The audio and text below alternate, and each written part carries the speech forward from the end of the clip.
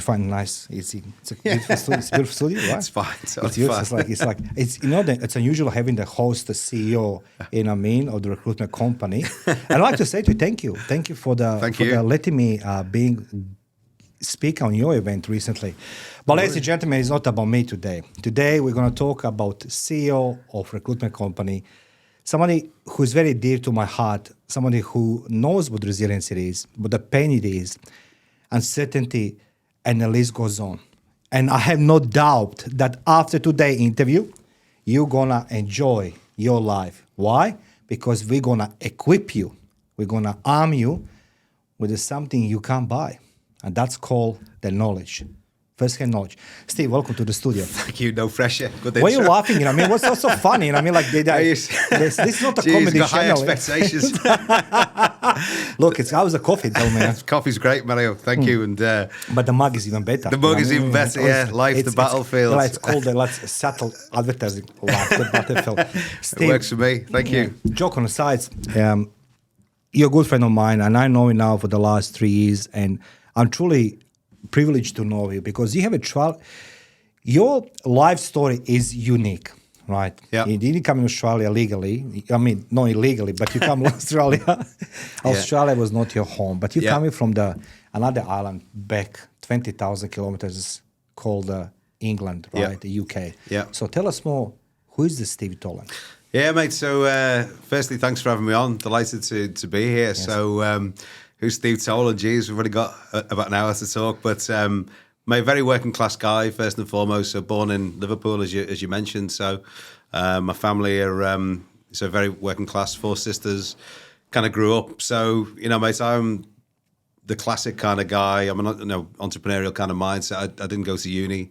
Went to school. Went straight into a family business. A lot of people don't believe this, but yeah, I was in a seafood import-export business for 10 years with my dad. So when I say to people, I sold fish till I was 27, people think I was joking. I'm like, no, I did. Why would the people think you're joking by selling fish by age of 27? Because I guess if you look now and see, you live in Australia, you're running a private equity firm. I sometimes have to kind of go back and I'd even kind of think, how the hell do I get here? We know we're going to come to the fact. But mate, no, it's, I guess, for me, what you see is what you get. And I say that to everybody. I work hard. I'm all about relationships, passion, drive, tenacity, and that's it. And I like to think that I've stayed humble and down to earth. That's very important to me. Even today, I was just interviewing somebody for a role because the business is just about to launch in New Zealand. Yeah. And it's really interesting. I always kind of say to people, I hope I come across, well-grounded. And they say, you couldn't be you're more grounded if you try. And I was okay, it's important to me. And I think, certainly for me, even in the kind of journey I've been on in the corporate kind of space, what I look for, it's all about values. So I've seen this in every role I've kind of been in. You have to respect me as a person and understand me and kind of connect with me. And, for me, the biggest thing is I get drawn to people where they can teach me. That you always want to improve. And I always say this to everybody, in the business that we run now, if someone is coming along and looking for us to partner with them, anyone says there's nothing you can teach me about recruitment or whatever, I just say thanks very much, goodbye. And these people are out there because I can honestly tell you in the role I've been in the last 18 months, I've learned more than I've done in the last 10 years about my industry from working with better people around me, So it's so hopefully that's a little bit about me. I work hard, I like to learn, and basically what you see is what you get. You know what I like about you? It's as I say, I don't interview every day. Majority podcasters, so-called podcasters, and people who are in business, they love to talk to everybody, anybody. And I learned one thing in my life: if I can learn something, there's no way for me. I'm going to expand my friendship or the business relationship, whatever it is, because it's not about money; it's about wealth of the knowledge. And I truly believe that the knowledge it is the key for success. And being humble, literally being humble. So you didn't twist it. Your resume and say like, well, I was in the management in the fishery and the catching from the ocean, right? You said abruptly, to the point, I was selling the fish by age 27. Yeah. But most of people, the title selling the fish will be like, at least I'm the export import, guru in a fish. So tell me something. What does it look like life of yours, of anybody you know in that environment, selling the fish? Yeah, mate, it was very working class. Like we had a retail side of the business, which was literally, you were coming in wanting to buy goods for restaurants, but then we also had a wholesale side, which was the import. So I got to travel a little bit. I lived in Asia for a while, in Thailand, so it wasn't all, real down and dirty, but there was a very, Can I just stop you there? So like you say, you live in Thailand while you're doing the because that was where a lot of the product that it was originated from. So we used to do some of the wholesale side as well. So I saw a documentary with the Pablo Escobar, they're doing the fish and selling the fish and going to Thailand, and actually with the fish comes the powder. Is that the type of business? not as bad as that, but no, it was it was actually, so I was lucky enough to travel kind of at an early age, but so what's the difference between, for you, like what was the first impression when you left UK, Liverpool, right? Yeah. To Thailand, okay, apart of there's a sun, there's nice warm and everything else. What was your impression of the, when you come in Thailand? Mate, it was different. I look back when I kind of grew up, I was a typical boy from Liverpool, went to football, dressed the same way as everyone, and just to kind of go and experience different culture was amazing. So I really enjoyed it. I used to go back there quite frequently, and I enjoyed it. And I kind of got that kind of travel kind of bug, I think. So it made a big impression on me. And I, if we kind of fast forward to when I was kind of 27, and I went a bit of a change it was a family business that we're kind of in, and it was time to make a few changes for a few reasons, and that was actually how I got into recruitment. Haven't you been afraid? Can I stop you now there? Yeah. So you left the security of your home, like Liverpool. Regardless, it's England. I've been in England a few times, and it's always cold, right? It's always raining. It doesn't matter. I know you're laughing, but it's like, I couldn't understand. I was in May, 2019, in London. Yeah. And I was in that hotel, Tower Hotel. It's called, I think, Tower, next to the Tower Bridge. And the people in short sleeves out, and I was looking for the winter jacket. And I said to myself, am I in the right country? Yeah. And it was like so cold. So, but haven't you been afraid to leave the home for unknown? No, mate, and why not? I don't. I like taking calculated risks first and foremost, and as I said up front, I'm always keen to learn. I'd rather be the guy that said I tried it and it failed, but the majority of the time, it's always seemed to, touch wood, kind of come through, because I think if you do a lot of the research, the planning, and you go, okay, what happens if we try this and it doesn't work out, And I think even if I look at in a kind of a business sense, in terms of what we do, there's a lot of people who are afraid to kind of go there because they got the fear of what could go wrong. But as you know yourself, it's like, well, what could actually go right? Well, if it goes right, it's fantastic. And you go, okay, so let's take that. But a lot of people are too frightened to take that step. So for me, I always like to try new things. I find, and there's a fascinating podcast. It was actually with Diary of a CEO, Steve Bartlett, and he mentioned something. And he said, if I'm in the kind of the comfort zone, I know I'm in the wrong space. And it's time to kind of move, right, and go and kind of test yourself, because that's where the kind of the growth comes from. And that's to be honest, that's kind of me. It's with T. Can I say something to you right now? Yeah. Stop listening to that bullshit podcast. Sorry, just give a plug. You know why? Because this is a real example. I tell you something. Yeah. I told you beginning. I interview real people with the real stories. Maybe you speak English like a people in Australia. I come from environment, nobody speaks English except to swear when they see the movies. Yeah. This is the courage, my friend. This is resilience. Yeah. You move your ass from England. Do you understand? I'm so proud and know you. Yeah. To the Thailand, where it's a different people, different environment, different culture. Yeah. And that's the courage, my friend. Because it's easy to be, on theory, on a paper, on a podcast, talking about fear, resilience, when your mom is in the next city to you, right? Yeah. Mate, you left England for Thailand. And tell me something else. So, after Thailand, what was your decision? So, mate, I came back to the UK. So I was living there kind of off and on and still in the business. And then it was time for a bit of a change. And how old are you then? I was 27. So yeah, 27. And smiling. There's a smile no, on the face. It was, it was in a family business, and it was just time for a change. And I wanted to get into a slightly different industry. I needed to start again. I needed a change of kind of scene. And I had my sister lived down in Devon, so right in the southwest, and just thought I went down there one day, and I didn't have a CV. I had nothing, and I went into needed one. No, I didn't. Because I'd gone. I'd been working in the seafood space for 10 years, and it was just you get to a point in your life where you think I need to kind of just do something kind of different. And that's where I was, and I needed to get away from my hometown. I just needed a bit of a change of scene and different things. And I went into a recruitment business, and they said, "Well, where's your CV?" And I wrote my first CV at 27.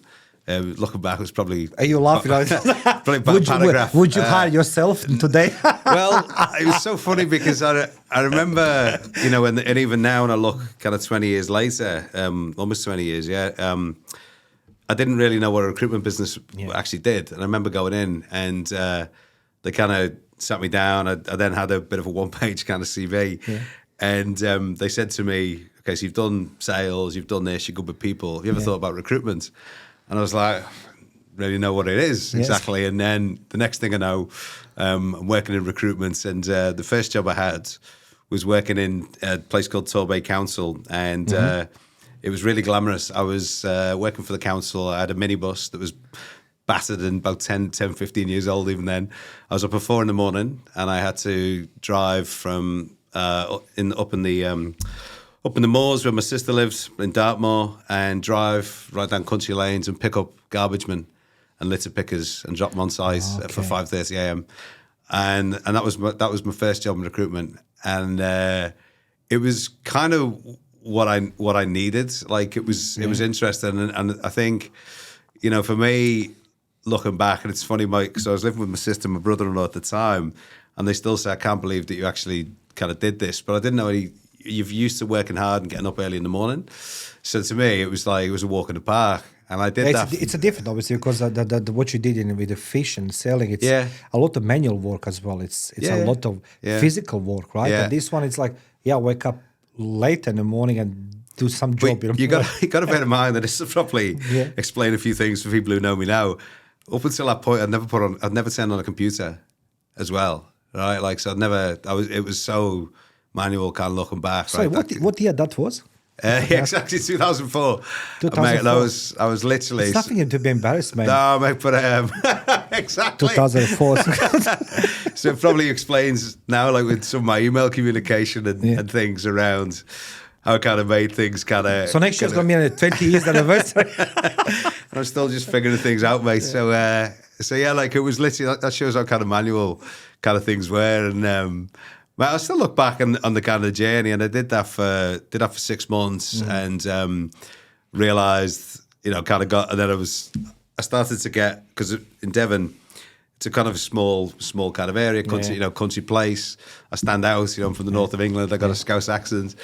But I had a mentality, like I enjoyed kind of working hard. And long story short, another opportunity came up. I went to another firm, a national firm. We're starting to understand more about how, I guess, understand the industry. And it's funny looking at that there now. The one thing I realised I was very good at was the people side and picking up the phone.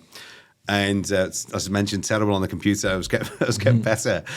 But they actually, this is a true story. I remember being in Exeter, and it was so kind of blue collar. They said to me, "Go and give flyers out around the industrial estate." They told you, right? Yeah. Okay, yeah. I didn't have a car or anything at the time, and I did it, and it worked. And then they straight away realised this guy's BD focused, so they then made me the BD guy, kind of in the office, and it was. So you've been.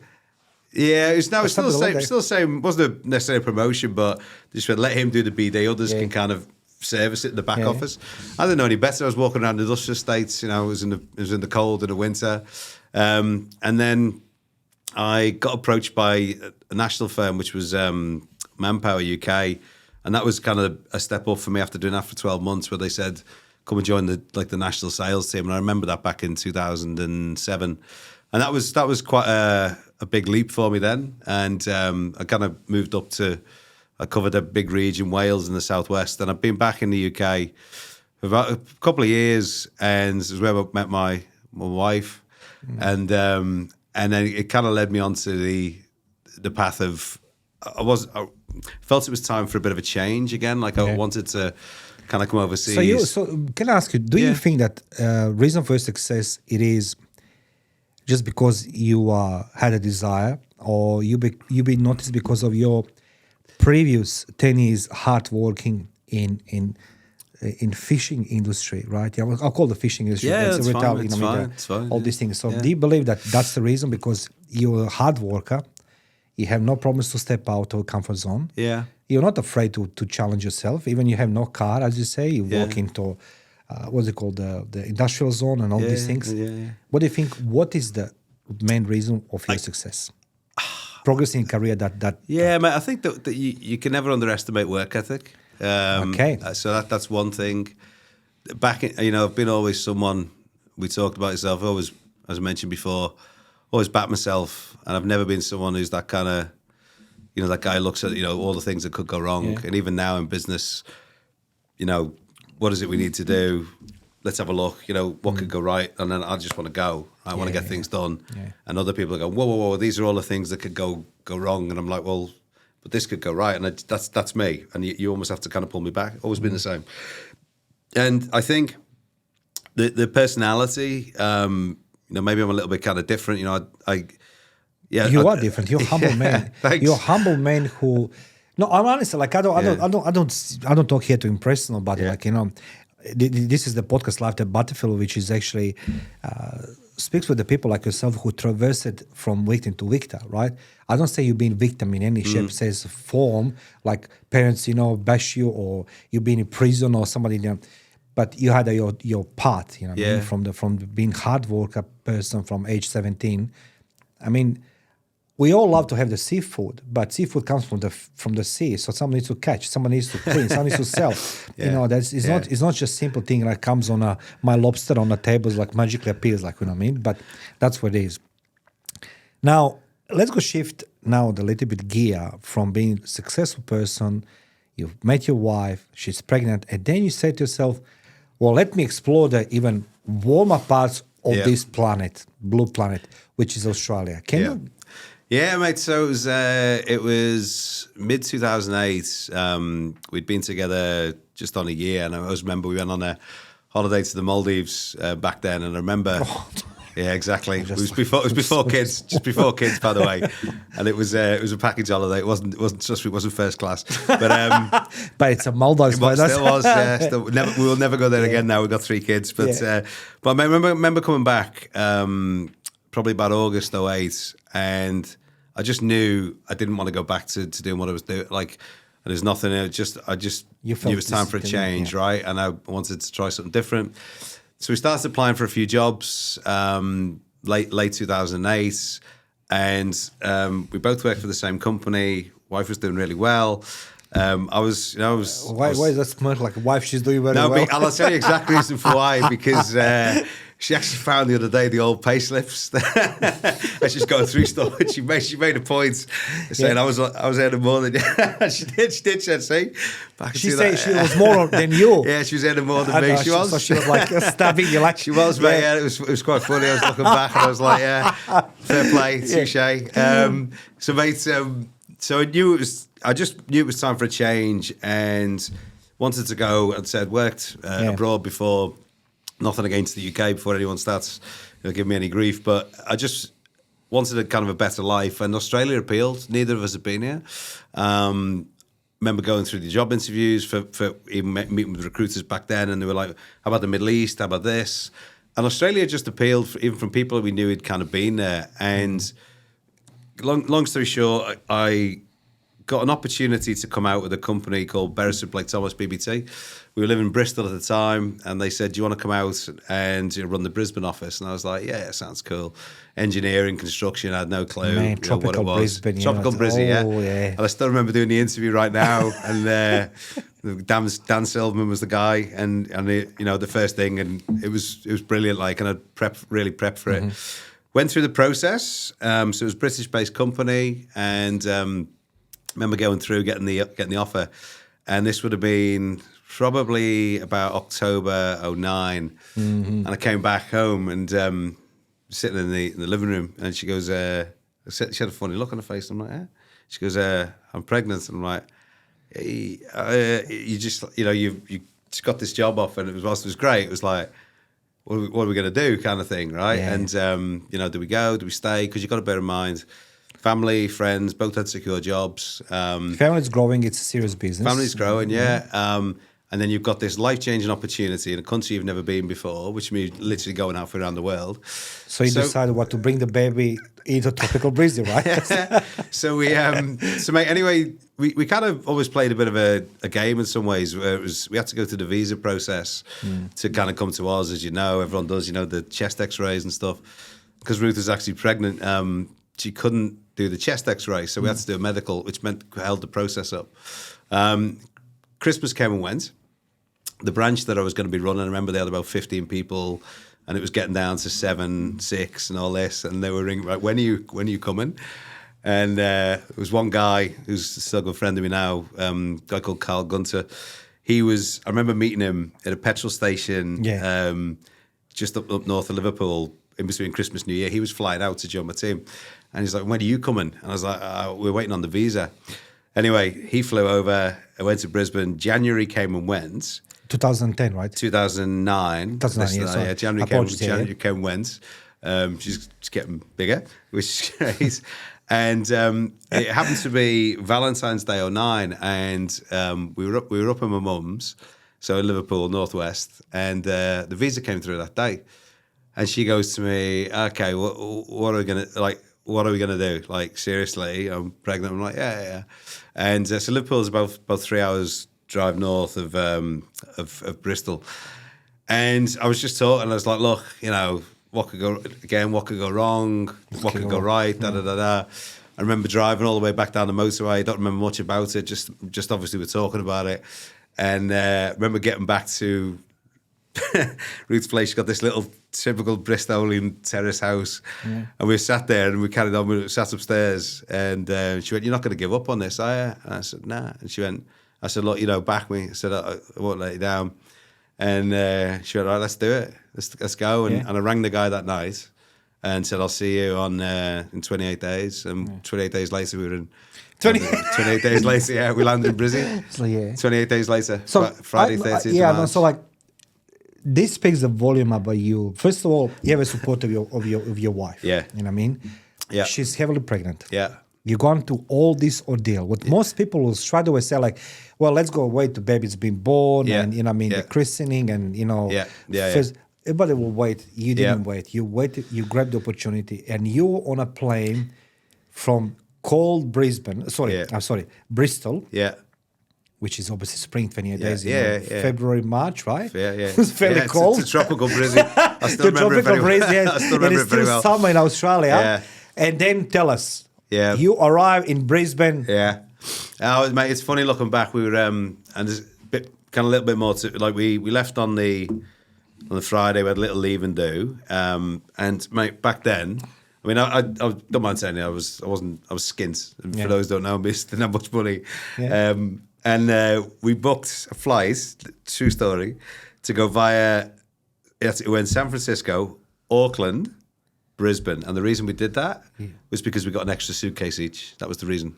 So looking back, true story. So we stayed with a friend in Auckland for a couple of days, went to Brisbane, landed there on the weekend, and then they said to me, "Come in about 11 o'clock on the Monday." And they said, "Oh, it's 10 o'clock, 11 o'clock." I was like, "Oh, why is that?" And I realised why, and that was because they shut the office on day one. So the office was gone. They'd shut 3 offices. So let everybody understand. Yeah. Heavily pregnant, your wife. Yeah. life in suitcases. Yeah. You're in Auckland with your friends staying. Yeah. Flying in Brisbane Yeah. from Auckland to get a new position in your job. Yeah. And they told you come 11 o'clock, and it's like, why would I come 11 o'clock? Come 11 o'clock, yeah. And then you come and the door's shut. Yeah. Okay. Yeah, exactly. So went back home. We when you say home, back in Auckland. back to so in Brisbane, and went back to the hotel, and Mate, that's a heavy story. Like you need to even breather right now, because if I done this with my wife, heavily pregnant, whatever it is, I think I will lose, mate. You know what I mean? So what was so you're back in hotel, right? And what did you done? So went back in hotel. She was like, "How was your first day?" So better sit down, better talk. And she'd been on the the man-made beach in Brisbane, the South Bank. Yeah. So I was living the dream. Yeah. And it was like, what do we do? And there was a couple of options, and said, well, how do you fancy Sydney? And the rest is history. So on the Friday, we packed those 4 suitcases and flew down to Sydney, and the rest is history. Into unknown. It's unknown, yeah. So it was. This is the part I want to know. Like, you know what I mean? So both of you didn't give up on life. You both didn't blame each other. You didn't fall apart. Yeah. Instead of this, you spoke to your wife. Yeah. He said, let's go next Sydney into unknown. Yeah. Well, we'd done all the planning to stay in Brisbane around, where we're going to live and everything. And even the economy, not the economy, the financial aspect of it. Brisbane is a little bit cheaper in terms of living costs and everything, right? So it was into the unknown. And I remember we landed on the Friday night, and the company that was joining, so there was still a role in kind of Sydney, the business had kind of compacted and various things. So then we had to go and find somewhere to live. And I remember getting the travel ticket, like on the Saturday, like the 1-day pass. We didn't know where to go. So like it was literally a case of, remember we went north on a train, we went to Bondi, we went everywhere. And then someone actually said to us, if you can get onto the ferry to Manly. I remember getting to Circular Quay. And we went and had a look at Manly, and had a look around, thought this looks pretty nice, got back on and stayed back, and we found, and we chose Manly. Obviously it's a beautiful place, but there was a maternity ward there. That was the real. You know what I like about conversation with you, Steve? Like, it's a purely raw life experience. Yeah. There's no bullshit here. Yeah. There's no hiding. There's no altering your resume or your story. Yeah. I travel from Bristol to the San Francisco, right? Yeah. And Auckland, because you have a suitcase extra. You know what I mean? There's no money, so obviously. I mean, the story, you're on a train with your wife, pregnant, obviously several months. You don't know what to do, but then you choose the Manly because it's a maternity ward. Yeah. I mean, do you understand? You didn't say, I choose because it's a nice beach day, the coffee shops, surfing, the bikinis, whatever it is. Yeah. You choose because of the future of your child. Yeah. And then happened what? So maybe we found a place. Then it was literally, it was survival. So I was working, and I remember the company, like even little things, this is a true story. So we were working in Sydney, had a couple of people in the team, and in the office back then, they extended the office hours because the market was tanking. Yeah. So I had to work 8 till 6, which was completely fine. I was getting the Manly ferry, and I was living the dream. So Ruth was at home. We found a little apartment not far from the wharf. Back like when it was literally starting again. I remember like even scratch, going back to, so this would have been April 09, and again, true story. We left the UK. We had a car and everything, just starting again. And she went to IKEA and had to do the baby cot, yeah. Had to do everything. Like she had to go and do everything in IKEA on her own because I was working. Right, we had no car, we had nothing. And I remember she had to get someone to push the trolley around and stuff. Anyway, so we got this apartment with that stick of furniture. I remember renting a fridge because you had nothing, right? And then so many stories. But my favourites. There's 2 kind of bits. Even looking back, we still laugh about it now. There was, if you know Manly, where the police station is, there by the courthouse. Yeah. There used to be a second-hand shop, and this is 09, and we had no TV, and went into the second-hand shop, and a lady came out from the back, and they had this old TV, and said, TV works sometime. There was no S, and I'm like, sometime. And it was one of the big old black ones, wide, as far back as you can go. Like this is. So anyway, and it was like $40 or whatever, right? And I said, "Do you deliver?" "No." "Where'd you live?" And I'm like, literally, it was about, mate, it couldn't have even been like, a 10-minute walk. Yeah. So she said no. Anyway, so we did the deal, and I had to go get a shopping trolley to push push this TV and take it. It was one of the big old ones, about that wide.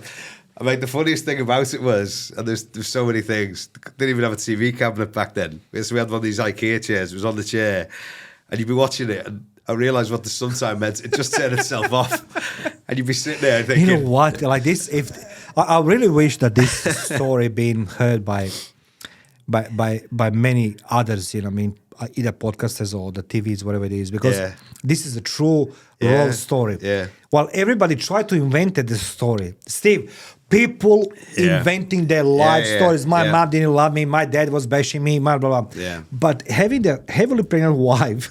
Yeah. And then you are go to hire black and white TV for $40, which says work sometime. And I remember there is no S apostrophe, and then you realize that's what it is. So that was your start. Yeah, that was the start, mate. Yeah, it was. Aren't you embarrassing to share this story? Don't you think that people are gonna find this that story of yours doesn't fit your character? Mate, it's real, isn't it? Like it is. What you see is what you get. I mean, there's so many stories. I mean, I look back now, and a lot of the friends we met at that time still are great friends today. It was there's another one. I'll probably, this is probably the most embarrassing, but like we went to you said then come over from the UK, and I had this suit. This is true story, and so we went to the antenatal class, and she still gives me stick for this now. And this suit I had on, mate, it was falling apart, and they come in and they go, "Okay, so who's such? Just give a card out," and they give the card out. I shouldn't say this, but they went, "And who's got mother?" And I've got mother. And she went, "Can you lie down on the floor?" So let's do this and lie down. And it's just open your legs. I looked, mate, these big holes in my suit. And I was sitting there, and she looked and went, and I couldn't go back after that. What, I was Steve? just You know what? If this is the most profound moment in my life. Yeah. Being grateful for what you are today. Yeah. Sharing that story, having the holes. People, you know what? I was thinking that happens only to me. Like it happened to me. No, with the shoes and all these things, right? Yeah. And embarrassment, you hide yourself in, and everything. But you, and then? Oh, mate, and then it was just like, it was kind of what it was, mate. And I think I always remember kind of looking back and I go, there was never any, there's two things from this, right? And, everyone says you're very brave for doing it. If Ruth had ever said she didn't want to do it, we wouldn't have been here, pure and simple. Don't know where we'd be. So, whilst I might seem brave, she kind of followed me. And even there this morning, she's seen me as I'm doing a head-in because I'm going a million miles an hour and stuff. But, I kind of, it's character building, mate. And I think when you go back about resilience and everything, I find, for me, what I look at, and that's just, what I look for in people, the life experiences, if you really dealt with it tough, like you really know what it's like. Because the one thing I can say is that, I'm not a very materialistic kind of person, right? For me, and this is, another big thing, I'm actually not, yes, money's important, you have to pay the bills and stuff like that, but you've got to be, for me, people can see I'm like a light, you can see when I'm on and when I'm off, basically, right? And I have to be motivated. And that's when I talk about leadership where, if I can see if people get me as a person, because I'm not the guy who tries to conform to fit this. This is what you see is what you get. The feedback I always get is you're honest, and that's the way I've always been kind of brought up. Say what you think, obviously, but that's the way I've always kind of been. Highly driven. There's definitely people who've got better attention to detail than I have, and I'm like, that's completely fine with me. But I've always worked on the fact of, I'll give it a go, I'll give it my all, and that's kind of me, to a T. But again, mate, the kind of the story that I kind of share, it's just real, it's just the journey that I've been on. So today, Steve Tolen is the CEO of what for and what area you're covering? Yeah, mate. So it was so I got promoted about a month ago. So I was the CEO of Australia, and now just become the MD of Asia Pac. So picked up Singapore, Hong Kong, and New Zealand alongside Australia. So it's been a busy kind of 4 weeks as we're getting the business up and running. So yeah, mate, we kicked off the business January last year. Again, you know, I tell this to anybody I speak to who's looking to partner with us. I'm quite proud of it. You know, you came to our event recently, and I said, you know, I didn't have a laptop or nothing. We kicked it off, and people think I'm taking the mick, and I'm like, no, because it was as startup as you can get. And for 6 months of last year, it was literally we were out there trying to build the business and doing it on steroids. So it was literally a real fun time. Like I kind of like the craziness of businesses when you're starting things out, and you know, with Mr. Khan. Speaking of Mr. Khan, the phone is ringing. Okay, they're telling me from production. It's still online. Well, ladies and gentlemen, for those who don't know who the James Khan is, he's the guy from the Dragons Den in England. So I'm just going to pick up on the phone. Just a second. Yes, James. Mario speaking.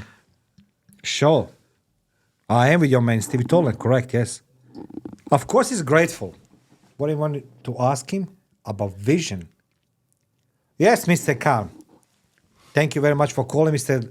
Khan. We'll be in touch with you. And thank you for, looking after this beautiful man, James. Yes, thank you. Ladies and gentlemen, that was a James Khan from England. He can't sleep, he's watching us directly now. So, you are leading this awesome recruitment company. What's the name? Recruitment Entrepreneur. Recruitment Entrepreneur. And Mr. Khan right now asked me from his bed in England, what is the vision you're seeing now based on your experience and you heading this company into not 21st century, but it's a lot of things that change in recent, not even years, but months. What is your vision for your company, Recruitment Oral? Yeah, so for us, I think even when we kicked off in Australia, so it was to really transform, the recruitment industry. So if I give you some of the stats in Australia, there's around 9,000 recruitment businesses, and we see there's about 76% never get past 6-7 people. So typically, what happens is, Mario's worked in recruitment for a long time. He goes out on his own and thinks he's going to build a big business and sell it. And we come back in 5 years, and there's Mario, maybe one person, and a dog. That's typically how it works. And so for me, I guess when I look at this, I go, what I look for, and I kind of go back to that message I meant before. I'm a lifelong learner, right? There's many things that people can teach me, and that's what I seek in a leader, in an employer, what have you. It's that continual learning. And I can so the vision for us is, if I look at our model, we're a private equity firm, but everyone's been very successful in the recruitment space. So it's the advice, the drive, the mentorship, the leadership. That's really where the value is. We have a local partner, so a company called CXC in Australia and a company called Tribe in New Zealand. They are shareholders in the business, but they also provide all the infrastructure. But they're established businesses that really understand the market. And so when you kind of put that together, so if you and Mario were looking to start a recruitment business, how could you benefit from all that experience, from the networks, the knowledge, the lessons learned? That's kind of what it's about. So the vision is, in Australia, to launch about 5 businesses per year, New Zealand probably similar, and so on across, for me, across Singapore and Hong Kong. But it's really a case of, when I look at the vision, it's not a franchise model, but far from it. It's almost like a marriage. Everyone that you work with, you're going to work together for kind of 5, 6, 7 years with the view that you'll grow the business to a point where you'll be able to sell it.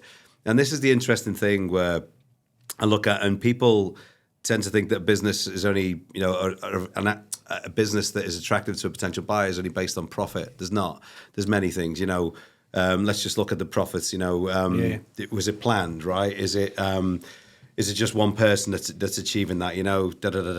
What's the productivity ratio? So all these things, and then you got your people kind of statistics in terms of what is the headcount. How long have your people been there? Your tenure? Were they developed? How did this kind of come together? And then good governance as well. Yes. So all these things, it's kind of a recipe that you look at that creates an attractive business. So that's our model, what we do. And I think, being quite clear on this, some people go, that's not for me. I want a lifestyle business. No pressure whatsoever. Yeah, no pressure. I look and I go, I can see how I've developed over the past 18 months. And I go, do you back yourself is always the first question I say. I said, look, do you believe that you can go out there and achieve an outstanding result? Some say yes, some say no, whatever. And the next thing that you say is, okay, to achieve an outstanding result in anything in life, you're not going to work part-time, right? You've got to go hard. Yes. And that's it. And be dedicated. And I think that's the thing that I look for in people. I go, generally, do you back yourself? And, is there a good level of trust between us? You've got to know that, you've got each other's backs. You don't like to say, sorry to interrupt you, now, in our conversation, one trait I see with you all the time, you are very humble. That's a hallmark of the very few, because people try to project themselves as being humble, and their eyes are on a bigger prize. They're preying on something. While with you, it's always you want to learn more. You want to share the knowledge and everything else. So I truly believe that there's so much you can teach this market today. I think that majority of people being wrongly educated on the internet and in podcasts as well, and whatever you want to call this, because reality, it's you don't make the company and you think in 5 years' time you're going to sell for the billions of dollars, because everybody has a similar idea or maybe same idea as you. But this is what makes you very unique. You come from family business, you grow, you learn, you move yourself into uncertainty, which is Australia, being literally told, the doors are closed, there's nobody here. And today you are the CEO of one of the largest, fastest growing companies in this region, Australasia. And I think that people have so much to learn from you, Steve. Yeah, thank you. There's no, James, James is our friend, and hopefully he's going to have a good sleep now when he heard a vision of yours. But that's what makes you difference between somebody who is all the time need to project themselves out. Look at me, look at me, look at me. You're in a background working and growing and growing. So for all the businesses, let's go talk a little bit about recruitment. What's happening with recruitment in last 3 years? Yeah. Steve, because I can see people are struggling, to find the staff, the proper, what's it calling? Yeah. So mate, it's interesting. Definitely seeing this year is certainly different from last year, right? Okay. That's the first and foremost. So the honest, it was really interesting. I was on a conversation with a gentleman, against keen learner, a guy called Abid Hamid, who ran the UK business. Yeah. On a call with him last week. A lot of knowledge, builds a great portfolio, and I love listening to people and learning. And I'm like a sponge. Yes. And we were talking, and what we've seen over the last few years, and certainly over the last 12 months, is the market shifted. And I guess if I talk specific about Australia, recruitment is a very mature market, but there was so much work, particularly after COVID, bit of a hang up. There's so much opportunity, not enough candidates, and you had the there's blocks on immigration. It takes time for people to kind of come through, so there was more work and less candidates. So let's just say Mario was a skilled IT professional, what have you. He came across me as a recruiter. I would know that I could pick up the phone to 10 companies and say, "Hey, I've got Mario. Off you go and take your pick." Right? It was literally the chance. Because anyone with a skill that was eligible to work. Now it's changed. It's very candidate heavy and not so much opportunity. That's the big difference that we've seen.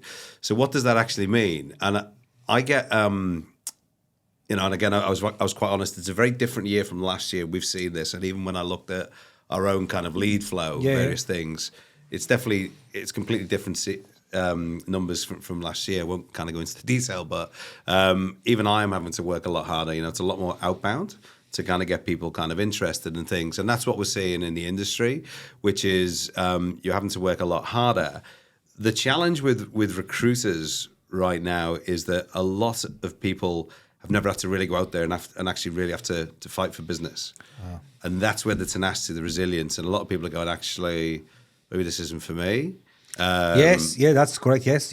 So we see that's the biggest thing that we're seeing.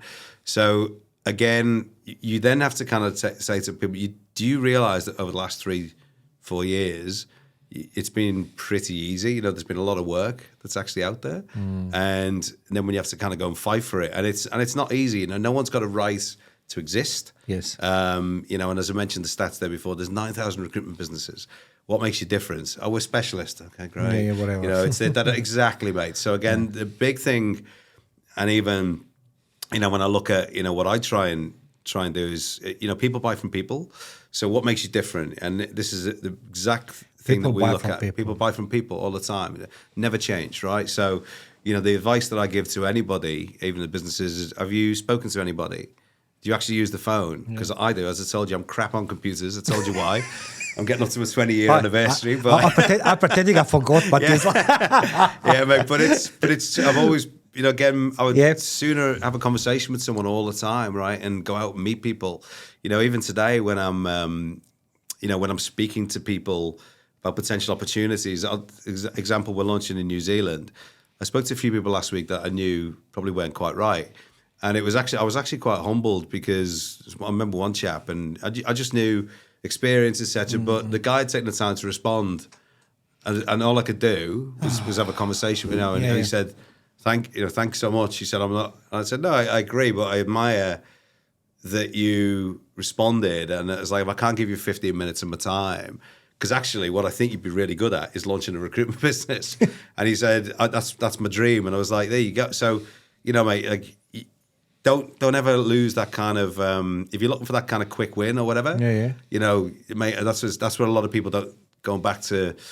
They're so focused on the here and now, the short term, and you know the big thing I've always tried to do is develop the relationship. So yeah, mate, hopefully long-winded kind of answer, but it's just a very different. No, it is. So like, how do you when let's just say everybody now who is in a business or starts a business? Yeah. You said such a powerful statement. People buy from people. Like we can have the flashy websites and you know the beautiful resumes and you know the commercials, the marketing, whatever it is. But at the end of the day, it's pick up the phone or you need to come to see the client, sign the contract, and then you know dreams come, you know. Downfall. So how do you make this relationship with somebody, you know, keep flowing between you and your client? You know what I mean? People buy from people. Do you, after finish the business, that's it? Or you continue to call them, send the postcards, you know what I mean?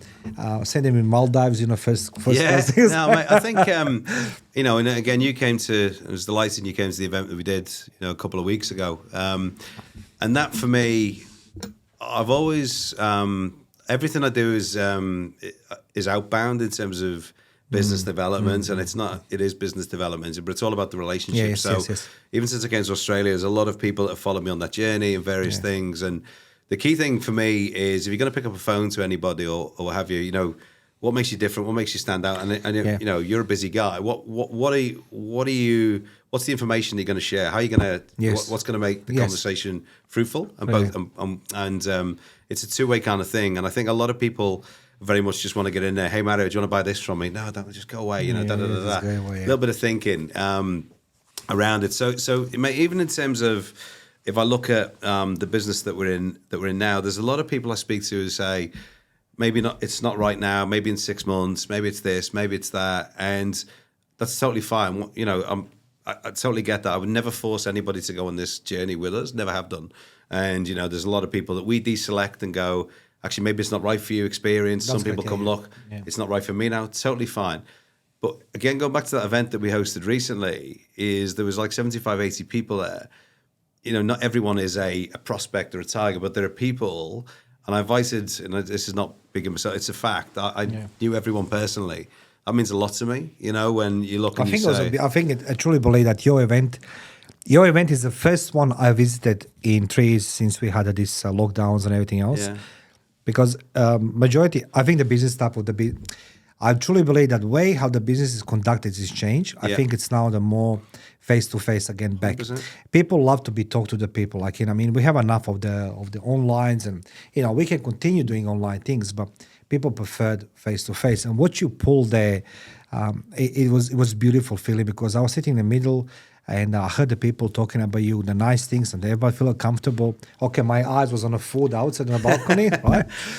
It was gone when I got there. The food was gone. And I was like flying following day in Dubai. I'm like myself, God, I just wanted that food with me on a plane. But I said, like, congratulations to you. I have a few more questions before we wind up.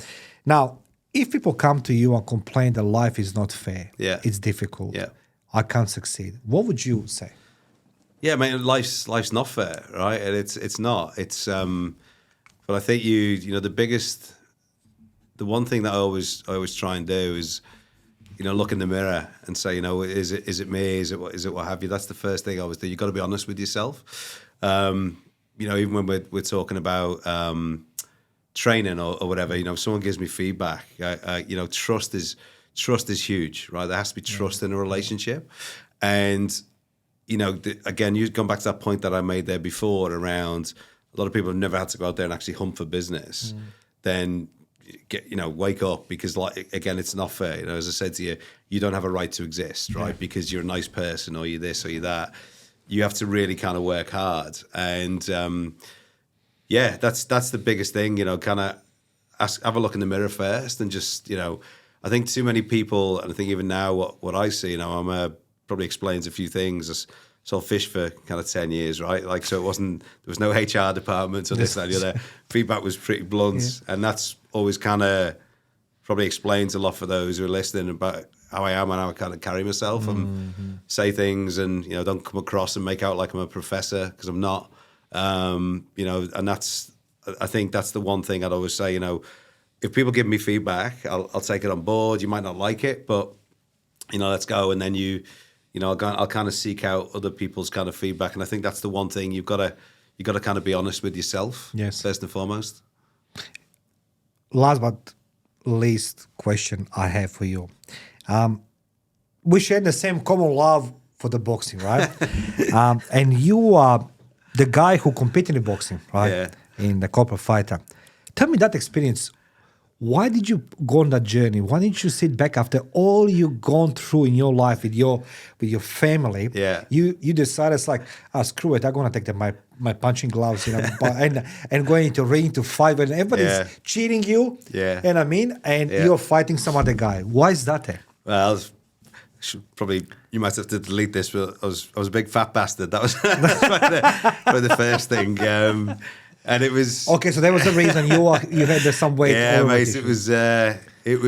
I came out of COVID, and I many people have heard this story. Like I jumped on the scales, and I think it was 102 kilo, and I was like, Jesus Christ! Like did you say something? This scale is lying. I did. That was the first thing I come down. I give him a shake, and I was like, change your battery. Literally, the scales were wrong.